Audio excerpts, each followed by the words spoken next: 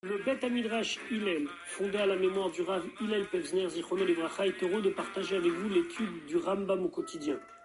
Une étude instaurée par le Rabbi en 1984, 5744. Cette étude a pour but d'unir tout le peuple juif autour de la Torah et l'unir autour d'un livre, le Mishneh Torah, qui passe en revue l'ensemble de toute la Torah entière. Comme le Rabbi l'a écrit, Yesh leit ached, il faut s'unir. Al-Yedé Limoud, par une étude à Kolel qui inclut Kol la Torah Kula, toute la Torah entière, et c'est la particularité de notre étude du Mishneh Torah.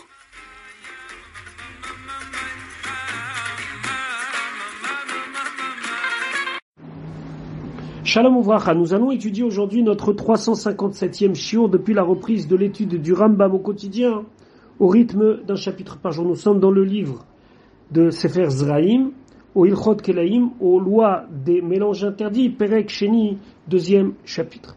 Nous avons défini hier les interdictions de Kilaim.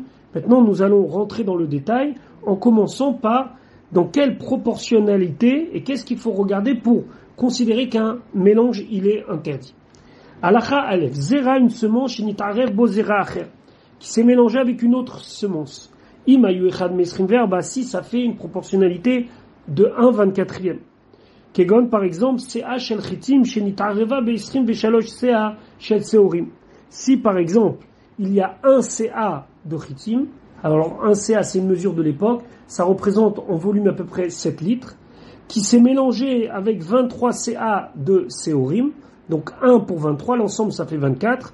Arez et assour l'isroa et tameorav, on n'a pas le droit de semer, de planter ce mélange, et achitim, jusqu'à qu'il ait le moyen de diminuer la quantité de blé, au yosif à la séorim, ou bien de rajouter sur la quantité d'orge. Ve imzara, et si il a semé tel que loké, il reçoit malkout.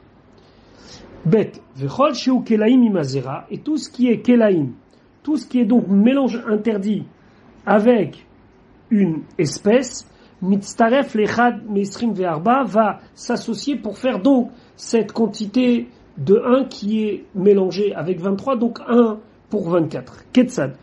Esrim ve'shalosh CA shel chitim. S'il y avait un endroit où était entreposé 23 CA, donc 23 CA, c'est donc une quantité, comme on l'a dit, de chitim de blé.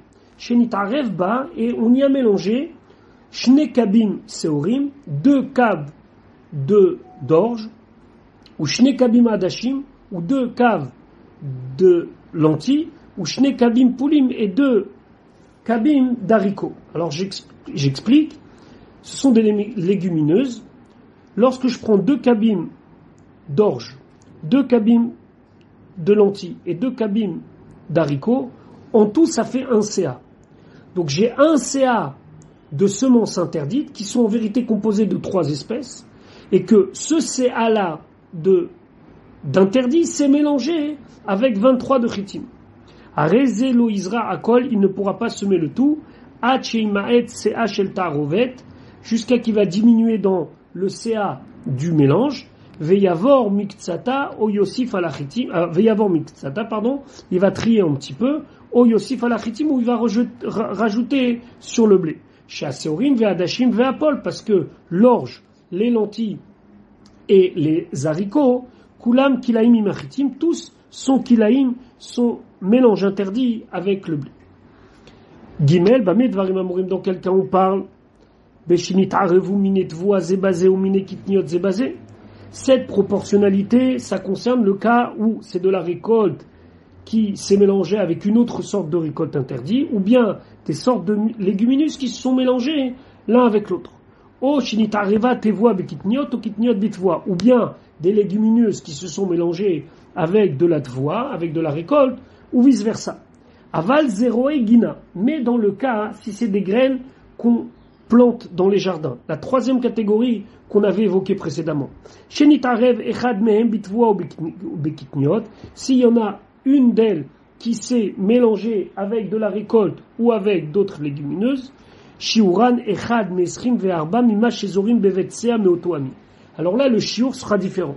ce sera dans la proportionnalité de 1 pour 24, quand 24 ça fait le tout, de ce que l'on a l'habitude de planter dans un bête CA, mais auto-amine de cette espèce. Alors je m'explique.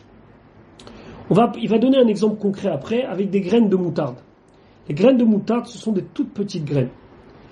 On va prendre maintenant comme référentiel, pas le volume de ces graines, mais la capacité que ces graines, elles ont, lorsqu'elles sont plantées, à recouvrir un bête CA. Un bête CA, c'est quoi? C'est une mesure de surface. Et cette mesure de surface, c'est une mesure type. Donc, dans un bête CA, on peut planter un CA de blé. Mais dans un bête CA, dans cette surface, si on plante des graines de khardal, des graines de moutarde, qu'elles sont beaucoup plus petites, alors il faut beaucoup moins de graines pour recouvrir l'ensemble. Pourquoi? Parce que lorsque ça va pousser, ça va donner, avec moins de graines, autant de matière, entre guillemets, autant de moutarde qui va recouvrir le bête CA. Et donc là, on ne regardera pas la quantité que l'on a mélangée, mais on va regarder la proportionnalité de cette quantité par rapport au fait que si elle était plantée dans un bête CA, est-ce que cette quantité minime aura la capacité de recouvrir tout le bête CA? Donc, lorsque c'est l'exemple précédent, par exemple un mélange de récolte avec récolte, c'est 1 CA contre 23 CA. Mais ici ce ne sera pas la même chose. Si une quantité de ces zéro egina, de ces plantes de ces graines que l'on met dans les jardins, c'est mélangé avec 1 CA de récolte ou de légumineuse, l'eau isra acheimaet o yosif alatvoa. Il faudra pas semer tant qu'on n'a pas ou diminué ou rajouté sur la récolte. Alors il va donner un exemple. Je l'ai évoqué à l'oral, mais maintenant on va le voir dans les mots. Ketsad. Comment? Khardal shenitarev bidvoa. Il y a des graines de moutarde qui se sont mélangées avec de la récolte. Ve'area khardal zorim mimenu kav bechol betsea. Et pour ce qui est de la moutarde, des graines de moutarde, on plante un kav pour un betsea. Vous compreniez bien, il faut 6 cabines pour faire un CA. Donc c'est 1/6 d'un cave normal. Donc pour un cave de blé sur cette surface, il faudra, pour un CA de blé sur cette surface, il faudra un cave de graines de moutarde.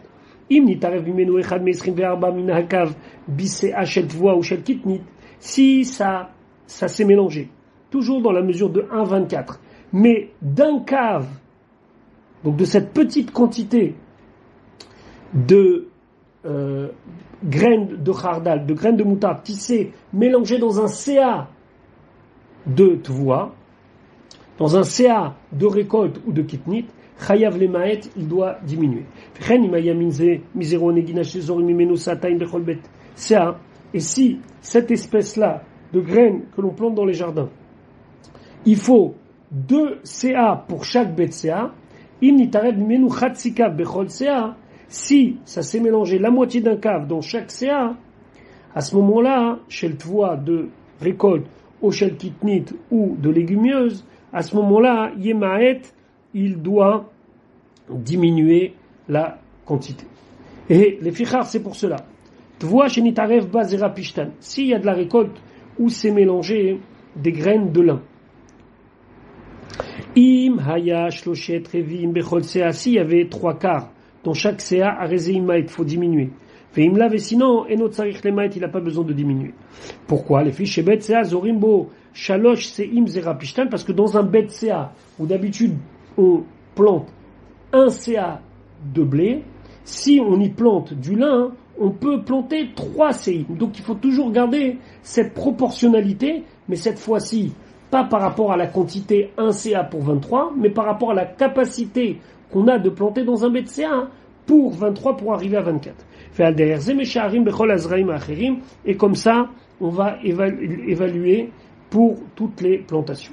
Vav, dans quel cas on parle Beshelonit Kaven Le'arev, Beshelonit Kaven Izroa, Hashne Minim Shinitarevu.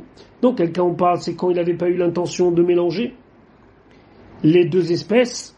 Aval Imnit Kaven Le'arev Zera Bezera Acher. Si il avait l'intention de mélanger et qu'il a fait, c'est un acte volontaire, au l'Izroa Hashne Minim, ou bien de planter les deux espèces ensemble.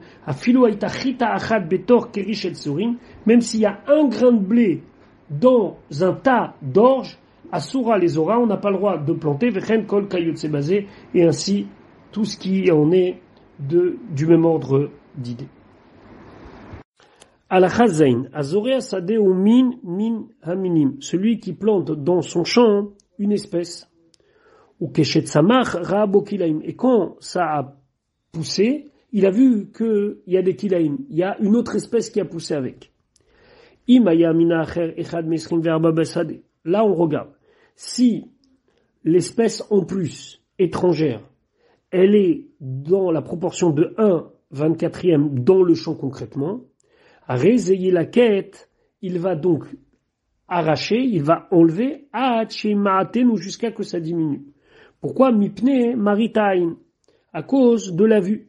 Shema yomru, de peur que les gens vont dire kilaim zara bechavana, il a planté des kilaim volontairement, ben shaya mina echat shetzamart avec kitnit bitfoa, que ça soit que l'espèce étrangère qui a poussé, ça soit de la récolte et des kitnit bitvoa qui ont poussé avec de la récolte vekitnit, ou bien une autre sorte de kitnit, ozero egina, ou bien que ça soit même des graines de jardin, bitvoa vekitnit, ou visoré gina, que ça soit mélangé avec de la récolte ou des légumineuses, etc. Imayat somea pachot mikan, et donc si la proportion n'est pas de 1/24e à la vue, et notre sarich le maato, il n'a pas besoin de diminuer. C'est quand on peut soupçonner la personne d'avoir fait exprès. Mais si on voit clairement que c'était pas l'intention du propriétaire du champ, et la me'elem alou, mais sont montées d'elles-mêmes, on n'oblige pas à diminuer.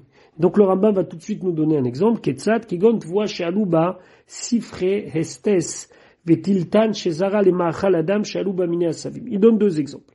Premier exemple, tu vois, c'est de la récolte. Chez Alouba, dans lequel est monté au moment où ça a poussé, c'est Fiche Hestes. Ces Fiche Hestes sont des plantes sauvages qui ont poussé toutes seules, qui n'ont pas été plantées, mais ces plantes, elles donnaient des graines avec lesquelles on pouvait faire la couleur bleu-azur.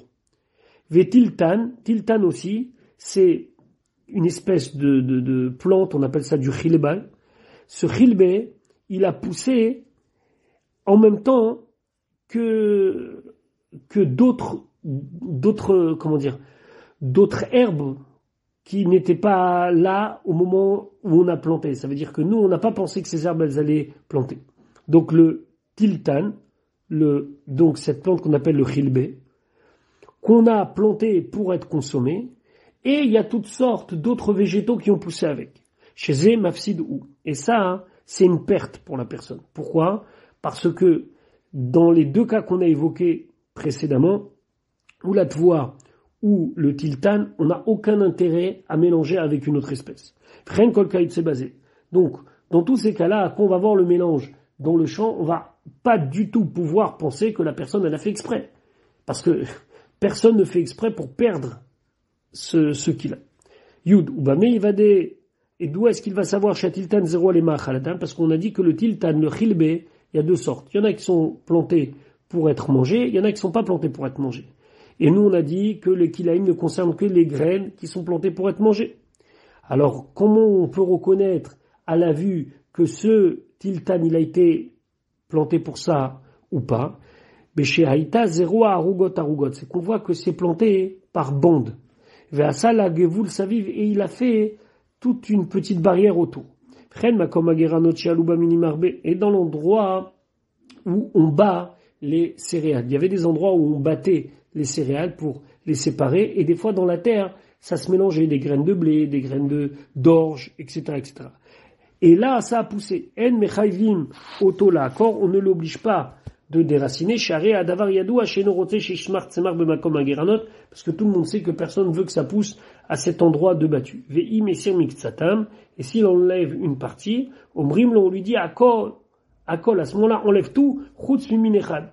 Garde une seule espèce, charé giladato, chez rotse bekiu machar, parce que là, en enlevant une partie, c'est qu'il veut garder le reste. Donc s'il veut garder le reste, ça rentre dans un guédère de kilaïm. Normalement, dans une aire de battu, personne ne veut que ça pousse. Maintenant, ça a poussé, personne n'est véritablement avec sa kavana pour ça. Mais puisque lui, il commence à arracher une partie, c'est qu'il a intérêt à garder l'autre partie. Alors à ce moment-là, il faut aller jusqu'au bout et véritablement arracher tout ce qui ne concerne pas l'autre espèce. Donc par exemple, s'il y avait du blé et de l'orge et qu'on le voit qu'il enlève l'orge, c'est qu'il est intéressé par le blé. Alors là, on lui dit pas enlève un petit peu, on lui dit enlève complètement l'orge. Alacha Yudalef, en otim yirakot betor sadan shel shikma vekayutsebo.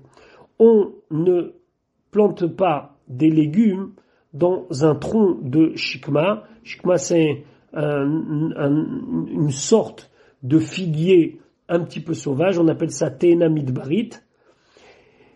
Et on ne plante pas donc des légumes dedans. Atomem agudat lefet utznon vekayutsebaem tachatailan. Quelqu'un qui met, donc, il a rassemblé des légumes, des radis ou bien du lefet, c'est une autre sorte de radis, qui les a mis sous un arbre. Vafilu tachat agefen, ou sous une vigne. Imayumiktsatame alimegulim. Si on voit un petit peu les feuilles, eno choshesh, on craint pas. Share eno rotse ba'ashrashatam, parce que lui, il n'a pas envie que ça va s'enraciner. Veim enamaguda ou sheloayu elemegulim, et si c'est pas par botte et qu'on voit pas les feuilles, ou l'un ou l'autre, choshesh mishum kilain, là on va craindre que peut-être il a fait exprès et qu'il veut planter. Donc encore une fois ici, c'est selon la situation. Lorsqu'on a donc un bouquet entre guillemets, c'est-à-dire qu'il a par exemple pris plein de radis, les a mis ensemble, et il les met sous un arbre. Il a aucun intérêt à ce que ça s'enracine et que ça pousse. La preuve, c'est qu'il a fait un bouquet de radis, donc c'est comme un groupe qui veut vendre, par exemple, ou qui veut consommer. Par contre, si c'est des individuels qu'il a posés là-bas, et qu'il n'y a pas de feuilles, on pourrait penser qu'il a mis là-bas des radis pour que les radis prennent racine, et à ce moment-là, il y a un problème de kilaïm, puisqu'ils vont prendre racine à proximité de racines d'arbres ou de racines de vigne. Alacha Yudbet, Sadeh Sheaïta Zerwa. Il y avait un champ qui avait été semé, Vekatsar Azera Venish'aru Aikarim Ba'aretz. Et qu'est-ce qu'il a fait? On a moissonné, mais les racines sont restées à terre. Afal Pishen Motsim Tsemach, même si maintenant il n'y a plus de capacité pour que ça donne des plantations, et là, Achar Kamashanim, seulement après quelques années, par exemple que les racines sont vraiment bien dans la terre, Lo yé zorea beota sade min acher acheyakor aikarim. Il ne devra pas planter dans ce champ-là une autre espèce jusqu'à qu'il déracine, qu'il enlève ces racines-là. Pourquoi? Parce que lorsqu'il va planter une autre espèce, il y aura un problème de kilaïm. Yud Gimel. Haïta sade ou zéro achitim. Si son champ il était avec du blé, venimlach les ora seorim. Kodem shitzmechu achitim. Et finalement, il a regretté, il a décidé de semer de l'orge avant même que le blé ait poussé. Yamtin la ad shipasdu hachitim. Il va attendre jusqu'à que le blé se perde, se décompose. Veyatli ou ba'aretz, et donc ils vont être pris par des vers à même la terre, ils vont se décomposer totalement. Kmo shlosha yamim, pendant 3 jours. Im aïta sadeu rava, si c'était un champ humide. V'acharkach, et après, yahafocha b'macharasha, il va labourer. Ve'izra amina acher, il pourra y planter une autre espèce. Ve'no tzarich le'aperet kula, il n'a pas besoin de labourer le champ entièrement. Ad shelo tisher chita shelo nekra, jusqu'à qu'il n'y ait même pas un seul blé qui n'a pas été déraciné. Et là, choresh et asade qui est derrière shechorshimota, Kodem Amatar, simplement, il va le labourer de manière tout à fait normale, comme on laboure avant la pluie. Kédé chez Tirvé, c'était une espèce de labourage un petit peu light comme ça, juste pour humidifier la terre. Donc c'est pas vraiment qu'il va devoir retourner chaque parcelle de son terrain, il va faire un labourage sommaire. Yud Dalet. Samchro Achiti, maintenant un autre cas, le blé il a poussé. Fachakach Nimlar les Ora Seori, mais après il a décidé de planter de l'orge. D'abord, il va retourner le champ et après, il va planter autre chose. Et si sa bête, elle a été là-bas et elle a mangé, elle a rongé les dernières pousses, il a le droit de là-bas planter une autre espèce. Alacha Tedvav Bechad Be'adar, le premier Adar, Mashmim Alaklaim. ont passé et les gens des tribunaux rabbiniques, des Beth Dinim, ils faisaient une déclaration et ils disaient attention, vérifiez vos champs s'il n'y a pas des kilaïm, s'il n'y a pas des mélanges interdits. Vechol adam yotze leginato ou les sadéou, et chacun il sortait à son jardin ou à son champ, ou menakim otam minaklaïm, et on mélangeait, on nettoyait des kilaïm. Vachamisha asarbo, et le 15, donc le lendemain de Purim yotzim shluchim beddin, les émissaires du beddin, ils allaient faire une vérification, ou mesabevim livdok, ils faisaient un tour pour vérifier. Tetzain barishona ayu okrim ou mashlichim, au début, lorsque les gens y vérifiaient, ils déracinaient, ils jetaient en laissant sur place. Vayu ba'alebatim smechim shemenakim lahem sedotem. Et ils étaient contents, finalement, on faisait le travail pour eux. Donc, les gens, les shluchim beddin, ils venaient, ils arrachaient tout ce qui n'allait pas, ils laissaient sur place. Alors, ils ont dit, puisque finalement ça les arrange, puisque nous on déracine à leur place, on va faire maintenant quelque chose, on va rendre efker tout le champ. C'est-à-dire qu'on disait, ce champ où on a trouvé des kilaïm n'appartient plus à son propriétaire. Bien sûr, dans la quantité interdite, c'est-à-dire un mélange de 1 pour 24. Aval pachot mikan, mais moins que ça, loïgouba, il ne touchait pas et il laissait comme ça. Yudzaïn, vechozrim shluché bedin becholochen moued, et cholamoued Pesach, les émissaires du bedin y revenaient, becholochen moued à Pesach, lirot à hapfil sheyatsa, pour voir déjà les premières pousses qui étaient déjà visibles. Alors, à hapfil, en vérité, c'était les dernières qui sont sorties. Fait qu'il ahim sheinetsu, et si il y a des mélanges interdits qui sont apparus, entre guillemets, en mamtinin lahem, on ne va pas donc attendre. Et là, yotzim aleem yad ou mafkirim et kol asadeh, immédiatement on prend des mesures les plus graves et on dit que le champ il est hefker, le champ n'appartient plus à ses propriétaires. Im yeshba, bien sûr, s'il y a echad me esrim ve'arba, s'il y a donc ce mélange de 1/24. Voilà pour aujourd'hui, on se retrouve Bezrat Hashem demain pour la suite de notre limoud.